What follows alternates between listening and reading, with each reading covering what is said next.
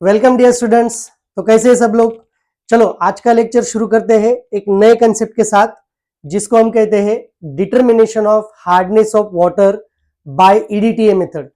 ये जो actually concept मैं आज जो बताने वाला हूं, इसमें 50% जो है आपका प्रैक्टिकल का पार्ट है। ओके, तो इस प्रैक्टिकल को पार्ट को हम थोड़ा सा प्रैक्टिकल के हिसाब से ही देखेंगे। उसमें कुछ एपरेटस लगेंगे, कुछ केमिकल्स लगेंगे, और उसके पहले प्रैक्टिकल को प्रोसीड करने के पहले हम will just go through the basic part. Okay, so what are the different types of hardness that also we have seen in the previous lecture. तो अब इसमें सिर्फ हम ये देखेंगे कि ये हार्डनेस, अगर आपके पानी में हार्डनेस है, ये आपको पता चल गया, और वो कितना है। ओके, उसका यूनिट भी हमने देखा था, हार्डनेस का यूनिट हमने देखा था, दैट इज पीपीएम। ओके, या फिर it is also called as mg पर लीटर, या फिर उसमें आपने बहुत सारे अलग अलग हमने दो और यूनिट्स देखे थे, जिसको हम कहते हैं डिग्री क्लार्क्स और डिग्री फ्रेंच। ठीक है, तो अब मुझे ये पता करना है कि मुझे जो वाटर सैंपल दिया है, सपोज उस वाटर सैंपल में कितना हार्डनेस प्रेजेंट है, वो मुझे फाइंड आउट करना है। ठीक है, तो उसको फाइंड आउट करने के लिए मैं ये एक प्रैक्टिकल आपको बताने वाला हूं। प्रैक्टिकल के पहले हम इसकी थ्योरी जान लेंगे, ये एक्चुअली प्रैक्टिकल जो है ये कैसे परफॉर्म हो रहा है, कैसे कलर चेंज हो रहा है, कौन से केमिकल्स हम यूज करने वाले हैं, और कौन से केमिकल्स की प्रॉपर्टीज या फिर जो केमिकल हम यूज करने वाले हैं उनका एक्चुअली रोल क्या है प्रैक्टिकल में। ठीक है, ये सारी चीजें हम इस प्रैक्टिकल में देखने वाले। तो सबसे पहले हम देखेंगे कि hardness of water bye EDTA method. ये ईडीटीए क्या है, इसके नाम से हम शुरू करेंगे। ओके, तो सबसे पहले ईडीटीए, आपको ये आपने नाम सुना है शायद, EDTA, it is ethylene diamine tetra acetic acid. Okay, EDTA short form है, इसका नाम छोटा सा नाम है ethylene diamine tetra acetic acid, छोटा सा नाम है। Okay, that is EDTA. Okay, तो ये जो ईडीटीए है, इसका स्ट्रक्चर कैसे है, इसके नाम में ही इसका स्ट्रक्चर है। हम प्रैक्टिकल शुरू करने से पहले ये सारी बेसिक चीजें देखेंगे, क्योंकि ये जो पार्ट है आपका, एक छोटे छोटे जो क्वेश्चंस होते हैं, what is the structure of EDTA, what is the structure of EDTA complex, ये छोटे छोटे क्वेश्चंस में 2-2 मार्क के लिए ये क्वेश्चन आता है। ठीक है, तो ये EDTA ethylene diamine tetra acetic acid, ये सबसे पहले एसिटिक एसिड है। कितने हैं, टेट्रा मतलब 4 एसिटिक एसिड के ग्रुप है। इथिलीन का स्ट्रक्चर है। Okay, ethylene that is CH2CH2, CH2CH2, ये आपका इथिलीन हो गया। इथिलीन के बाद है नाम डायअमाइन। डायअमाइन मतलब 2 नाइट्रोजन एटम्स। ओके, तो डायअमाइन अगर मुझे करना है तो मैं यहाँ पे NH2NH2 करूंगा। मुझे NH2NH2 नहीं करना है, क्योंकि इसके 2 हाइड्रोजन एटम्स किससे रिप्लेस हुए हैं, एसिटिक एसिड से रिप्लेस हुए। यहां आपके 2 एसिटिक एसिड के ग्रुप ज्वाइन हो जाएंगे। देखो टेट्रा एसिटिक एसिड है, मतलब यहाँ 2 एसिटिक एसिड के ग्रुप्स, और यहाँ पे भी 2 एसिटिक एसिड के ग्रुप्स ज्वाइन हो जाएंगे। ठीक है, कैसे, CH2 C double bond OH, और यहां भी आएगा CH2 C double bond OH। Same मैं इसको रिप्लिकेट करूंगा, यहां CH2 C double bond OH, यहां पर भी आएगा CH2 C double bond OH। Okay, तो ये आपका हो गया ethylene diamine tetra acetic acid. अब ये जो ethylene diamine tetra acetic acid है, ये आपका कॉम्प्लेक्सिंग एजेंट है। क्या है ये, कॉम्प्लेक्सिंग एजेंट। कॉम्प्लेक्सिंग एजेंट का मतलब होता है, it is the molecule, that molecule is going to form complex with calcium और magnesium ions present in the hard water। Hard water में जो कैल्शियम या फिर मैग्नीशियम के जो आयंस प्रेजेंट होते हैं, उनके साथ ये कॉम्प्लेक्स बनाएगा। उसका कॉम्प्लेक्स का स्ट्रक्चर भी कैसे ड्रॉ करते हैं, ये हम बाद में देखेंगे। तो सबसे पहले हम ये देखेंगे कि ये EDTA जो है ये कॉम्प्लेक्सिंग एजेंट है, मतलब ये कॉम्प्लेक्स बना रहा है। इसीलिए इस प्रैक्टिकल को हम ये भी कहते हैं कि ये टाइट्रेशन प्रोसेस करने वाले हम, इसलिए इस टाइट्रेशन को हम कहते हैं कॉम्प्लेक्सोमेट्रिक टाइट्रेशन। इसे कहते हैं कॉम्प्लेक्सोमेट्रिक टाइट्रेशन, क्योंकि एक जो कॉम्प्लेक्स बनने वाला है उसके हिसाब से हम दूसरा कॉम्प्लेक्स बनाएंगे with the help of titration process. That's why it is called as complexometric titration. ये समझ में आ गया? ओके, तो आपको ये स्ट्रक्चर समझ में आ गया EDTA का क्या है। इस टाइट्रेशन के प्रोसेस को हम कॉम्प्लेक्सोमेट्रिक टाइट्रेशन बोलते हैं। इसमें हम जो सबसे इंपॉर्टेंट केमिकल जो यूज करने वाले इसका नाम है EDTA, that is ethylene diamine tetraacetic acid. सबसे पहले हमें ये केमिकल लगने वाला है। वाटर सैंपल तो लगने वाला है, उसके साथ हमें लगने वाला है EDTA, that is ethylene diamine tetraacetic acid.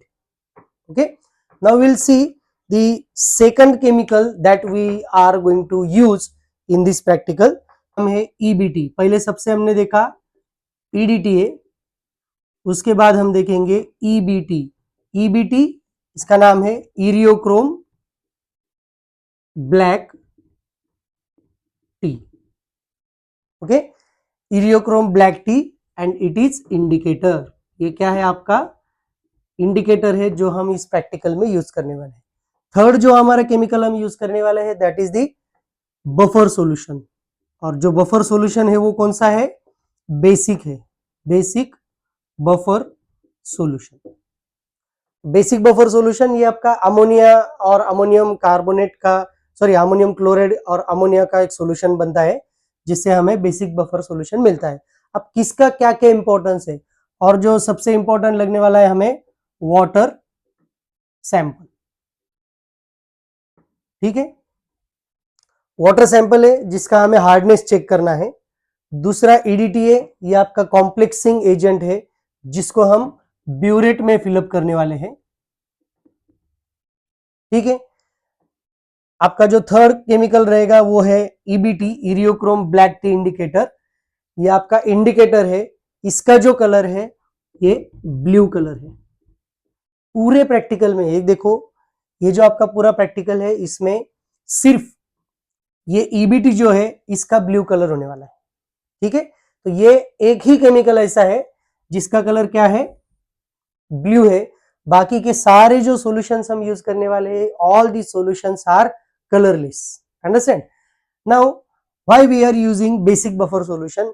As we are using EDTA ethylene diamine tetra acetic acid, acid हम यूज करने वाले हैं। ठीक है, तो एसिड यूज करने वाले, इसकी वजह से क्या होगा? आप जो कुछ कॉम्प्लेक्स बना रहे हैं, कैल्शियम या फिर मैग्नीशियम के साथ जो कॉम्प्लेक्स बनेगा, या फिर पहले EBT के साथ जो कॉम्प्लेक्स बनेगा, उस कॉम्प्लेक्स को आपको स्टेबल रखना है। इसलिए अगर मैं एसिड अगर ऐड करता हूं ऊपर से, ब्यूरेट से अगर मैं एसिड ऐड करता हूं तो क्या हो जाएगा? ये जो आपका बेसिक बफर सॉल्यूशन है, बफर सॉल्यूशन क्या करेगा? वो जो स्मॉल चेंज होने वाला है पीएच में उसको रेजिस्ट करेगा। ओके, बफर सॉल्यूशन का मतलब ही वही होता है, it is the solution which change और which resist the change in pH. इसे हम बफर सॉल्यूशन कहते हैं। ठीक है, दो टाइप के बफर सॉल्यूशन होते हैं, एसिड बफर और बेसिक बफर। तो यह आपका बेसिक बफर सॉल्यूशन आप यहाँ पे यूज करने वाले। अंडरस्टैंड?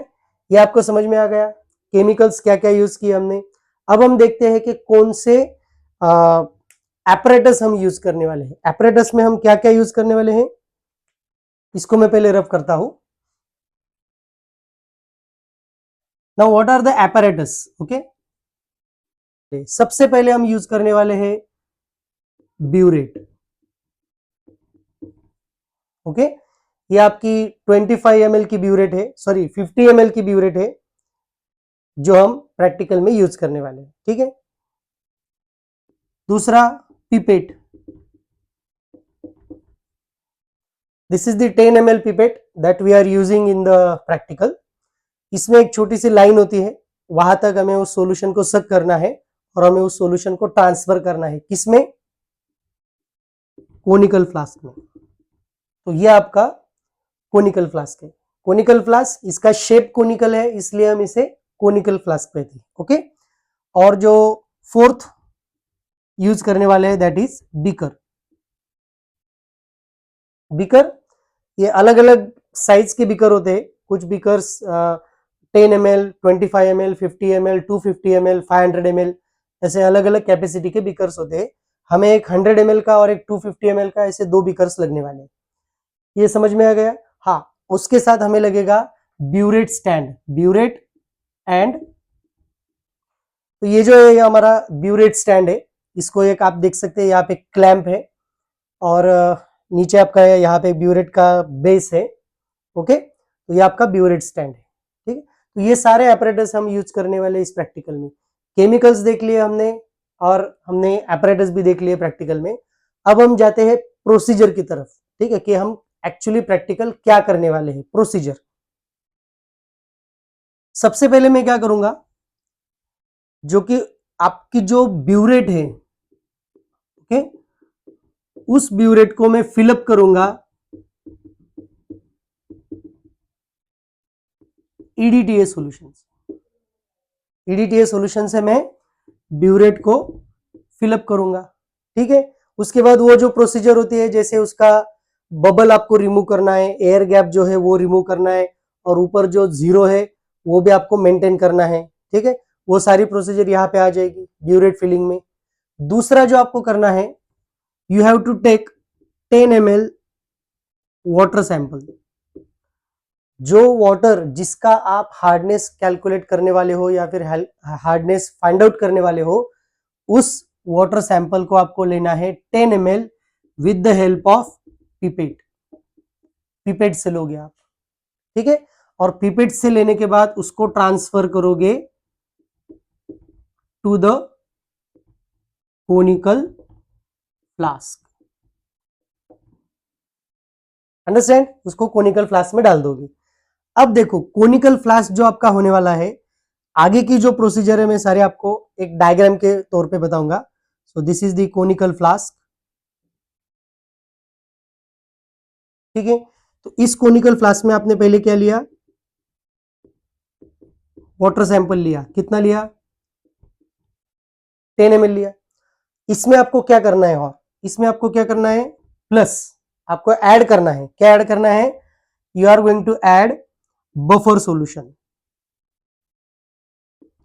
बफर सॉल्यूशन, तो वो बफर सॉल्यूशन आप कितना ऐड करोगे? 2 ml बफर सॉल्यूशन ऐड करोगे। ठीक है, तीसरा आपको क्या करना है, इसमें 1 to 2 drops, 1 to 2 drops of EBT indicator. एक या फिर 2 ड्रॉप EBT इंडिकेटर के डालोगे। जैसे आप ये पूरा सॉल्यूशन यहां पे डालते हो, जैसे कि आप वाटर सैंपल, बफर सॉल्यूशन और EBT इंडिकेटर यहां पे डालते हो, जब आप EBT इंडिकेटर इसमें डालोगे तब ये जो सॉल्यूशन है इसका कलर जो है ये बन जाएगा आपका वाइन रेड। ये सॉल्यूशन क्या बन जाएगा? Wine red. अब ये वाइन रेड क्यों बन रहा है ये सबसे पहले समझ लो। मैंने क्या किया, वाटर सैंपल लिया। जो वाटर सैंपल है उसमें आपका क्या है, हार्डनेस कॉजिंग सॉल्ट्स है। मतलब आपके हार्डनेस कॉजिंग सॉल्ट्स क्या हो सकते हैं? कैल्शियम या फिर मैग्नीशियम के सॉल्ट्स हो सकते हैं। ठीक है, इसमें आपने बफर सॉल्यूशन डाल दिया। ओके, आपने उसका पीएच लॉक कर दिया। तीसरी बात क्या की आपने, ईबीटी इंडिकेटर डाला। जैसे आप ईबीटी इंडिकेटर डालते हो वैसे इसका कलर क्या हो जाएगा, मतलब ये फॉर्म करेगा कैल्शियम या फिर मैग्नीशियम के साथ ईबीटी का कॉम्प्लेक्स बन जाएगा। ओके, अब ये जो आपका ईबीटी है ये कौन से कलर का है? ब्लू कलर का है। अब ये जो कैल्शियम और कैल्शियम या फिर मैग्नीशियम के साथ ये जो कॉम्प्लेक्स बनेगा, ये कॉम्प्लेक्स का कलर क्या हो जाएगा? अभी वाइन रेड हो जाएगा। देखो, ये सबसे इंपॉर्टेंट चीज है। प्रैक्टिकल तो सब लोग करते हैं, सॉल्यूशंस लो, इसमें डालो उसमें डालो, कलर चेंज हो गया, ये फेंक दिया, फिर से किया, अरे उसका ये आया मेरा ये आया, ये सब करते हैं। पर उसमें जो बेसिक है ये सबसे इंपॉर्टेंट है। ठीक है, ये हम ये क्यों कर रहे हैं और ये क्या हो रहा है ये हमें पता होना चाहिए, इसलिए तो प्रैक्टिकल होता है। ठीक है, प्रैक्टिकल का मतलब ही ये है कि आप जो कुछ कर रहे हो उसकी प्रोसीजर आपको पता होनी चाहिए, प्रोसीजर के साथ आपको अगर उसमें ये एक्चुअली ये क्या हो रहा है ये अगर पता हो जाएगा या फिर आपको ये समझ में आ जाएगा तो प्रैक्टिकल करने में अलग मजा आएगा। ठीक है, तो देखो कैल्शियम और मैग्नीशियम के साथ ईबीटी आपने ऐड किया तो इसका कलर क्या बन गया, सॉल्यूशन का, पूरे सॉल्यूशन का वाइन रेड बन गया। ठीक है, अब ये जो वाइन रेड कलर का सॉल्यूशन है जिसमें वाटर सैंपल, बफर सॉल्यूशन, 1 और 2 ड्रॉप ऑफ ईबीटी है, इसका टाइट्रेशन मुझे करना है किसके साथ, ब्यूरेट में जो मैंने ईडीटीए लिया था उसके साथ टाइट्रेशन करना है। अब मैं इसमें क्या करूंगा, ब्यूरेट से ईडीटीए सॉल्यूशन ऐड करूंगा ड्रॉप बाय ड्रॉप। जैसे मैं इसको ड्रॉप बाय ड्रॉप ऐड करूंगा with constant shaking, what happens, जो पूरा आपका जो कॉम्प्लेक्स है किसका, कैल्शियम या फिर मैग्नीशियम के साथ ईबीटी का कॉम्प्लेक्स, वो धीरे धीरे ब्रेक होते जाएगा। किसके साथ ब्रेक होगा, ईडीटीए के साथ ब्रेक होगा। तब क्या होगा देखो, जब ये मैं ईडीटीए ऐड करूंगा ऊपर से फ्रॉम ब्यूरेट से जैसे जैसे मैं इसको ऐड करूंगा वैसे वैसे क्या होगा, ये कैल्शियम ईबीटी या फिर मैग्नीशियम ईबीटी का जो कॉम्प्लेक्स है वो धीरे धीरे टूट रहा है। ठीक है, और किसके साथ कॉम्प्लेक्स बन रहा है, ईडीटीए के साथ कॉम्प्लेक्स बन रहा है। इसका मतलब आपका कैल्शियम ईबीटी इंडिकेटर, ओके, जो वाइन रेड कलर का था उसकी रिएक्शन किसके साथ हो रही है, ईडीटीए के साथ हो रही है। किसके साथ हो रही है, ईडीटीए के साथ। अब ये जो ईडीटीए है ये आपका कलरलेस है। ठीक है, अब जैसे जैसे मैं ईडीटीए इसमें ऐड करूंगा ये कॉम्प्लेक्स यहां से टूटेगा, टूटने के बाद calcium is going to complex with EDTA, because EDTA जो है ये आपका स्ट्रॉन्ग कॉम्प्लेक्सिंग एजेंट है और इसके साथ ये कॉम्प्लेक्स बना लेगा। कॉम्प्लेक्स क्या बनेगा फिर, सीए ईडीटीए प्लस आपका जो ईबीटी इंडिकेटर आपने लिया था वो क्या हो जाएगा, फ्री हो जाएगा। वो क्या हो जाएगा, फ्री हो जाएगा। अब देखो, अब जो फ्री होगा, ये प्रोसेस चल रही है आपकी, अब ये फ्री होगा ये आपको कब समझ में आएगा, जब इसका कलर चेंज होगा। कलर क्या चेंज होगा, ये पहले क्या है, वाइन रेड है, वाइन रेड के बाद ये आपका बन जाएगा पेल ब्लू कलर। क्या बन जाएगा, pale blue colour. So this is the end point of the titration. जैसे आपका wine red colour changes to pale blue, that is the meaning कि आपका टाइट्रेशन जो है वो पूरा हो गया। अब आपको addition of EDTA you have to stop from the burette. Burette का नॉब बंद कर दो, ईडीटीए का टाइट्रेशन जो ईडीटीए का एडिशन आप कर रहे हो उसको स्टॉप कर दो। अंडरस्टैंड, ये अब यहां तक हो गया। अब आगे का जो क्वेश्चन आता है ये और एक इंपॉर्टेंट क्वेश्चन आता है कभी कभी एग्जाम में, what is the colour of metal EDTA complex. ये एक ऑप्शन आपका, मतलब ये आपका एक क्वेश्चन आता है मल्टीपल चॉइस क्वेश्चन कि what is the colour of M EDTA complex, या फिर कैल्शियम मैग्नीशियम का ईडीटीए का कॉम्प्लेक्स का कलर क्या है। क्या लगता है आपको इसका कलर क्या होगा, कैल्शियम ईडीटीए का कॉम्प्लेक्स का कलर। यस, कमेंट करके बताओ, तब तक मैं आपको आंसर बताता हूं। कैल्शियम ईडीटीए जो आपका कॉम्प्लेक्स है इसका कलर होगा कलरलेस।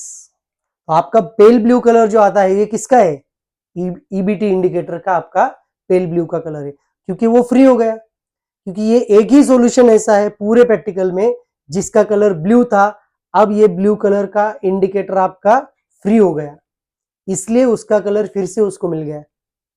अंडरस्टैंड, तो ये हो गया आपकी प्रोसीजर, प्रैक्टिकल की प्रोसीजर। ओके, अब प्रैक्टिकल की प्रोसीजर में आपको नोट डाउन क्या करना है, आप जो कुछ ब्यूरेट देख रहे हैं ना, ब्यूरेट, तो ब्यूरेट का रीडिंग आपको नोट डाउन करना है।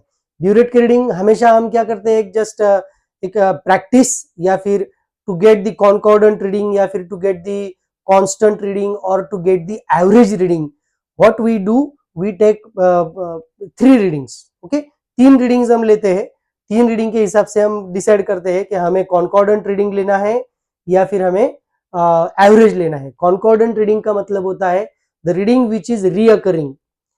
जैसे कि सपोज मेरा पहला रीडिंग आ गया 8.1, ओके, दूसरा रीडिंग मेरा आ गया 8.2 और तीसरा रीडिंग मेरा फिर से आ गया 8.1। तो 8.1 तीनों रीडिंग में फिर से रिपीट हुआ है, तो इसका मतलब 8.1 is the concordant reading.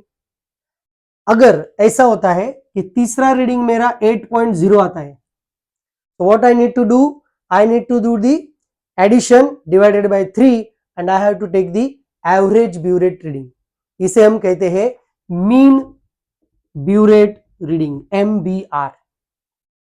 Understand? तो ये आपका पूरा हो गया प्रैक्टिकल का पार्ट। अब ये जो प्रैक्टिकल आप करने वाले हो, ये सबसे पहले ये प्रैक्टिकल करने वाले हो सिंपल वाटर सैंपल के साथ।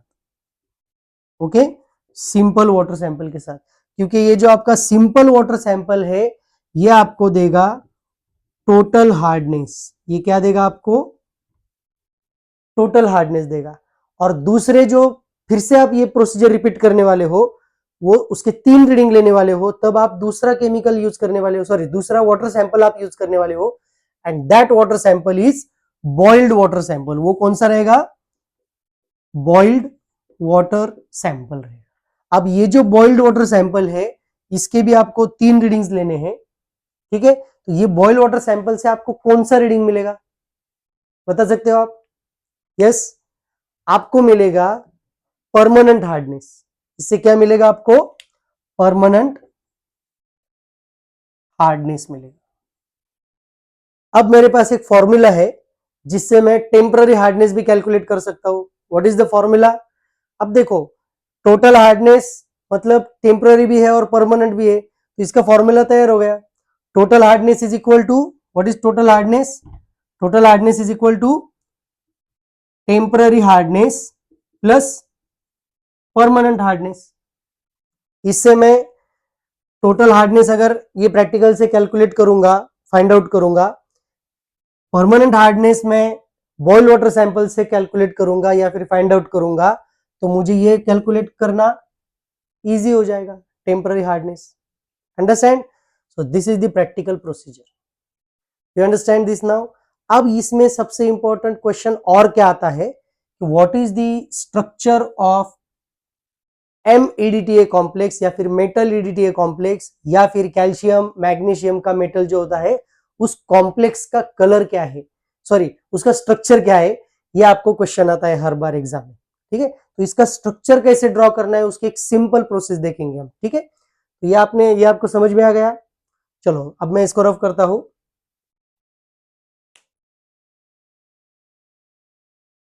ओके, नाउ विल सी कि how to draw the metal EDTA complex structure. ठीक है, तो उससे पहले हम देखेंगे फिर से कि EDTA का स्ट्रक्चर कैसे ड्रॉ करते हैं। EDTA में फास्ट फटाफट ड्रॉ कर लेता हूं। EDTA is the CH2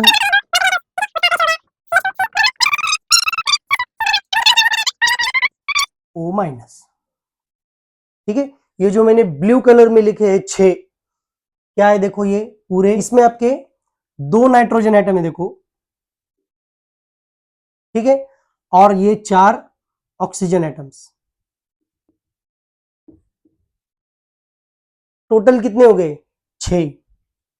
6 points of attachment you got. That's why this EDTA ligand को हम कहते हैं हेक्साडेंटेट लिगैंड। हेक्साडेंटेट का मतलब, हेक्सा मतलब 6, डेंटेट मतलब उसको दांत। इसके पास 6 दांत होते हैं, वो उस 6 दांत को यूज करके मेटल को या फिर किसी भी कैल्शियम या फिर मैग्नीशियम जो आपका मेटल है उसके साथ वो बाइंड होता है। ठीक है, वो जब बाइंड होता है तो वो स्ट्रक्चर कैसे बनाता है ये हम स्ट्रक्चर देखेंगे। ठीक है, तो सिंपल स्ट्रक्चर है। इस स्ट्रक्चर में आपका सेंटर में क्या रहेगा? मेटल रहेगा, और इस मेटल के बाजू में सारा क्या है? This is the arrangement called as octahedral arrangement. इसे क्या कहते हैं हम? ऑक्टाहेड्रल अरेंजमेंट या फिर ऑक्टाहेड्रल ज्योमेट्री। अब इस ऑक्टाहेड्रल ज्योमेट्री में पॉइंट ऑफ अटैचमेंट फिर से मैंने जो मार्क किया है ये सारे पॉइंट ऑफ अटैचमेंट है। 2 nitrogen atom, 4 oxygen atom. Okay, तो 2 नाइट्रोजन एटम में यहां लिखूंगा। ठीक है, उसके बाद ये चारों ऑक्सीजन एटम्स में यहां लिखूंगा। एकदम सिंपल है। आप इस प्रोसीजर को अगर फॉलो करोगे you will be able to draw the structure very easily, और सिंपली आप इसको इजीली ड्रॉ कर पाओगे। ठीक है, 2 नाइट्रोजन एटम 4 ऑक्सीजन एटम मैंने इसको ज्वाइन कर दिए। इसका मतलब ये सारे आपके क्या है, कॉम्प्लेक्स को डोनेट करने वाले लिगेंड्स है। ठीक है, अब इसके बाजू बाजू में मैं सब डेवलप करूंगा। 2 नाइट्रोजन एटम किससे ज्वाइन है, CH2 ग्रुप से। अब ये 2 नाइट्रोजन एटम है ज्वाइन CH2 ग्रुप से, ये मैंने ज्वाइन कर दिया, ये पूरा कर दिया मैंने, ये पूरा, अंडरस्टैंड। अब इसके बाद देखो ये नाइट्रोजन एटम, अगर मैं इसको ये नाइट्रोजन एटम को ये कंसिडर करता हूं, ये नाइट्रोजन, तो इसके पास 2 CH2CO ग्रुप है। कैसे, यहां एक CH2 लिया मैंने, C डबल बॉन्ड O, और ये एक ऑक्सीजन, मतलब ये पूरा लिख लिया। उसी हिसाब से इसका भी लिखूंगा, वो ये नाइट्रोजन है CH2 C double bond O। समझ में आ गया, देखो एकदम सिमेट्रिकल स्ट्रक्चर बन गया। अब क्या करने वाला हूं मैं, ये नाइट्रोजन फिर से इसको क्या है CH2CO, ये फिर से आ गया CH2 C double bond O, ये आ गया O। ठीक है, इसके बाद ये फिर से आ गया आपका CH2 C double bond O। Okay, और इसको आप कॉम्प्लेक्स लिखोगे, this is your structure of metal EDTA complex. Simple है। ओके, इसको अगर आप 2-3 बार इसको अगर प्रैक्टिस करोगे तो ये आपको इजीली आ जाएगा, अंडरस्टैंड। तो ये एक पार्ट हो गया आपका। अब आगे का पार्ट जो है वो है लास्ट वाला पार्ट, दैट इज कैलकुलेशन। ये सबसे इंपॉर्टेंट कैलकुलेशन का पार्ट होने वाला है। अगर आप चाहे तो इसका स्क्रीनशॉट निकाल लो, इसके बाद मैं इसको रफ करूंगा। Now will C calculation part. Okay, तो कैलकुलेशन जो है थोड़ा सा समझ लो इसको, क्योंकि 2-3 पार्ट कैलकुलेशन के हैं। मैं इसको एकदम इजीली आपको जैसे कि एक क्रिस्प जो है उसका वो आपको बताऊंगा। ठीक है, आपको ये पता है कैलकुलेशन, इस प्रैक्टिकल में एक सबसे इंपॉर्टेंट चीज है कि 1 ml EDTA consumes equal to, मतलब consumes 1 mg of CaCO3। 1 milligram calcium carbonate को ये जो 1 ml EDTA ये कंज्यूम करता है। तो ये जो 1 ml स्टैंडर्ड वाटर है, इसमें 1 mg कैल्शियम कार्बोनेट है जो आपका 1 ml EDTA कंज्यूम करता है। अब इसके बाद हमारे प्रैक्टिकल की तरफ जाते हैं।